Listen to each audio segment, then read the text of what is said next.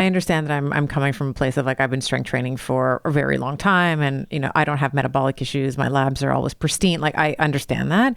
And I'm trying to get other people to get there. If we can get everybody, because one of the things I think that we're still failing women is this idea of lifting heavy weights and the idea of progressive overload. I think that a lot of women are hearing that they should go to the gym and lift weights. I don't think that they understand how. I don't think they understand how to progress. I think that they find a weight that they're comfortable with and they do 15 repetitions at 10 pounds and they just kind of stay there. Yeah. So I think that there's still some work to be done around dismantling this idea that strength training is not only like, okay, if I can sell you on the aesthetics, like you're going to look amazing. Okay. So you're going to fill out your jeans, you're going to have glutes that walk out of the room like 2 minutes after you do, like, all of that good stuff. Right. And to your point, having more muscle, you're going to be you're going to be able to dispose of glucose in a much more efficient way, both in an insulin dependent and independent manner, all the things that muscle does, right? All the, it's your mood and all the things that it does. So I think that without, again, I feel I've gotten up on another soapbox. So I know, but like, can we just go on the soapbox for 1 minute? Because you're talking about muscle and we talked about exercise and how it benefits your gut microbiome and how it benefits your insulin sensitivity.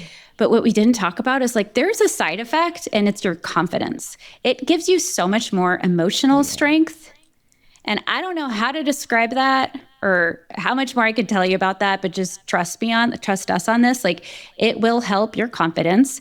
It also is being studied in cancer. So it decreases cancer recurrence after chemotherapy and it improves autoimmune disease. So like all these patients I have with Hashimoto's have this message of like, I shouldn't work out because I have Hashimoto's or I have hypothyroidism or whatever. And I'm like, wrong story. Like, working out and strength training is really important for your immune system and helps decrease autoimmune activity. It's so good for you in so many ways. I think what you're referring to is like grit, like mental grit. If you can go to the gym and work really hard, you can voluntarily go to a place and push your muscles very close to failure, which is very difficult to do. There's a certain confidence, there's a certain trust and knowing in your ability to do hard things, which I think is part of, our journey in life, is this idea that you can rise up to the demands of your life. You didn't ask for the demands, right? So stress, demands, I use those words interchangeably. So the stressors that you have in your life, the demands that you have in your life, maybe you didn't ask for them, but you can rise up to those demands by becoming more capable. And I think that strength training allows for that. I think strength training allows that grit and that self-knowing and that trust to emerge. I agree with you, but what just came to me was like, my patients have like too much grit sometimes. Like, they have pushed on through the pain. They sort of like self-abandon.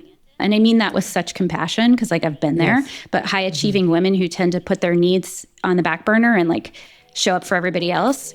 What my experience has been is that it was an act of consistently showing up for me when I go to the gym. And then you get to this point where you're like, oh no, I show up for myself, just like the way I've showed up for everybody else for the last 25 years. Now I show up for me. Yeah. I love that. Amen.